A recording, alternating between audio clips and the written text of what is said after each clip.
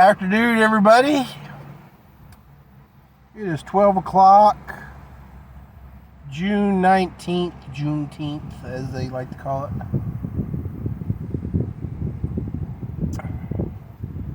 (2023),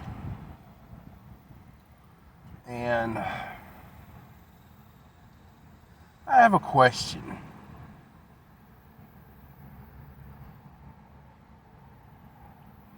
You know, history has a funny way of repeating itself. To those who do not remember or were never taught history, one of the big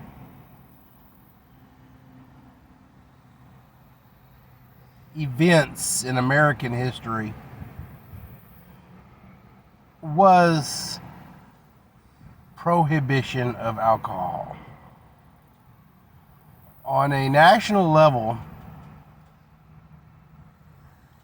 alcohol, its creation, its consumption, was deemed illegal and not only illegal to have, illegal to sell, illegal to drink, but prohibition is one way of us to understand what happens to Americans when liberties are actually taken away. The Constitution of the United States does not limit our liberties, for most of our liberties are actually God-given. Life, liberty, and the pursuit of happiness, which pursuit of happiness was originally and is meant to be the possession of property. Everything from, a home, land, a football, cars, anything. Possession of property. And generally speaking, constitutional scholars translate that, the pursuit of happiness, as the possession of property. Now, prohibition, why was it eventually repealed? Because prohibition turned the everyday American into a villain.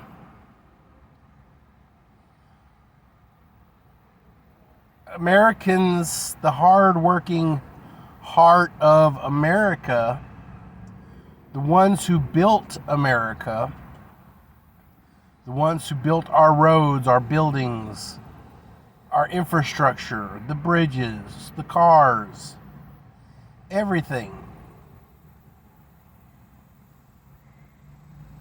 Those persons enjoyed alcohol. Straight up. I mean, I'm sure there were a few out there who did not, indulge. But for a very large portion of the American populace, they imbued upon alcohol. Now,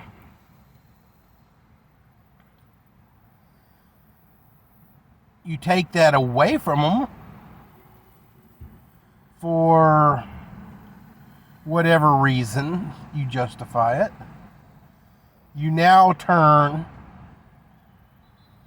all these people who like booze into criminals.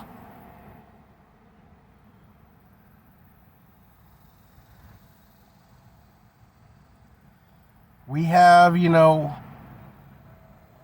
years of police officers and federal agents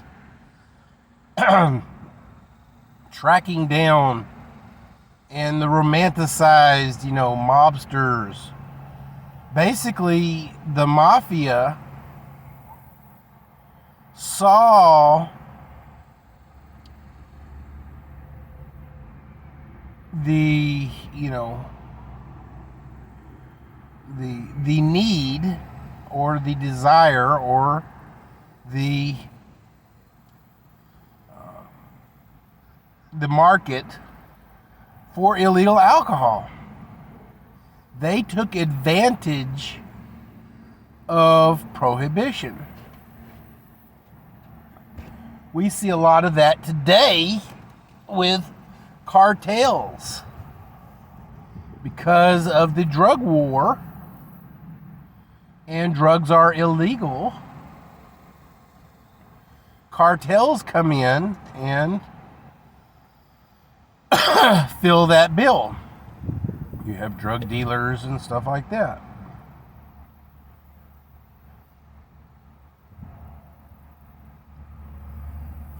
Basically speaking, the American people as a whole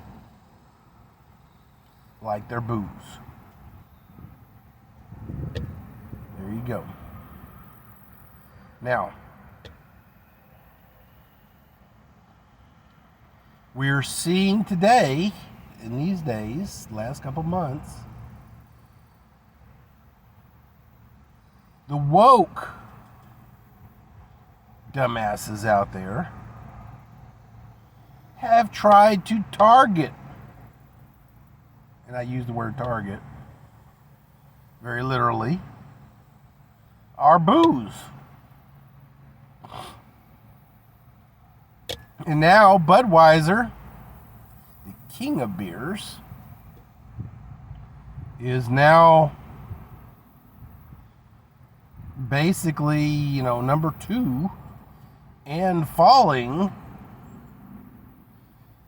in the stock market, in the market, in store shelves.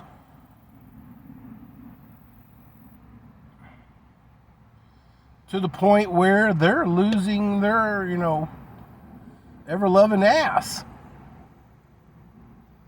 And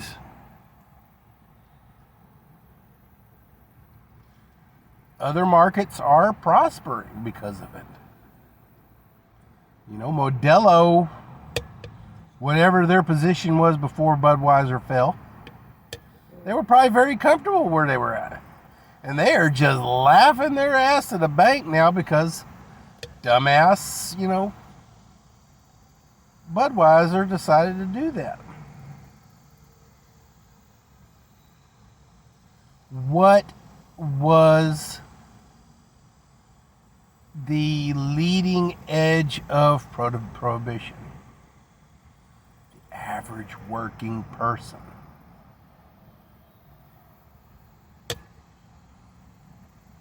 Were there homos in the roaring 20s during Prohibition? Yeah, there was. Did they like a drink? I'm sure they did. But they didn't target a specific thing and say, oh, this particular drink is only for, homos. No.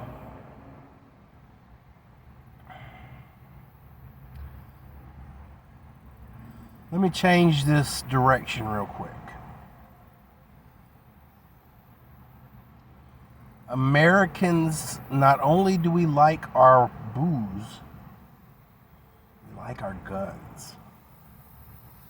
Are there some out there who don't like guns? Yeah. Just the other day, the mayor of Houston had his 4th buyback of guns.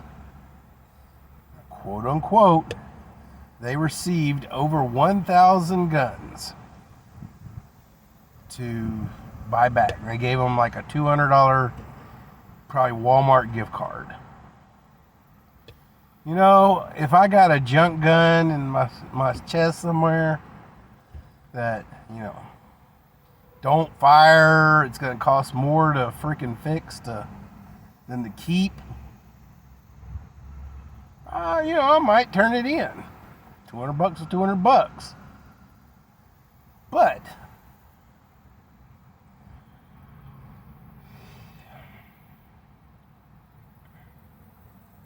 we saw in history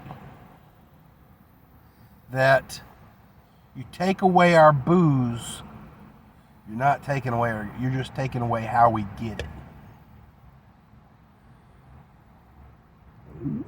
Before the war on drugs, people could get marijuana and pot pretty easy. In fact, marijuana and pot was pretty much grown wild in the woods. Cattle and livestock would eat it on a regular basis. Most of the people got their cannabis vitamins and minimums from it just by eating their meat.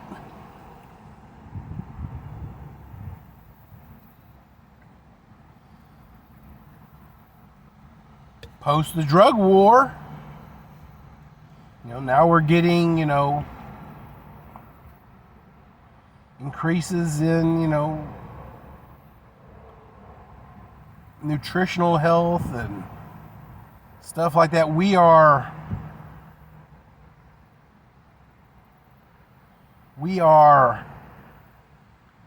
refining our food and cleansing it and purifying it. Our cows are on a strict corn diet or whatever's in their food. I was in my daughter was in FFA. We had a specific mix we fed our cow. They very rarely ate any grass or the vegetation around them. You got cattle where they're specifically controlling what grass they're eating, if they're eating grass. Because of federal guidelines, wild cannabis has been pretty much made obsolete. And so we can't get any kind of vitamins or anything. Our meat is pure. We're, refining our vegetables down to the bare minimums, We're growing crops over crops over crops instead of rotating crops, and our soils are becoming depleted. Our vegetables aren't as nutritious as they used to be. It's because we're putting freaking shopping malls on top of our farmland. Stupid. One of these days, these freaking developers are going to realize you can't get oxygen from concrete. But I digress. You took away our booze. No, you didn't. You took away our pot. No, you didn't. It's just where we're getting it from. You just made those people criminals. Take away our guns.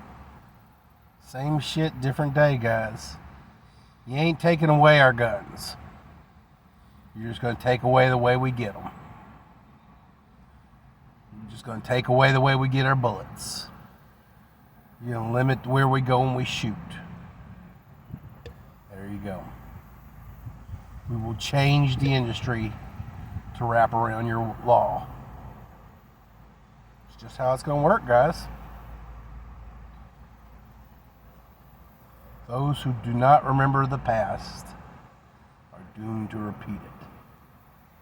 Don't take away our liberties. Don't tread on us. The Republican Party and the Conservative Party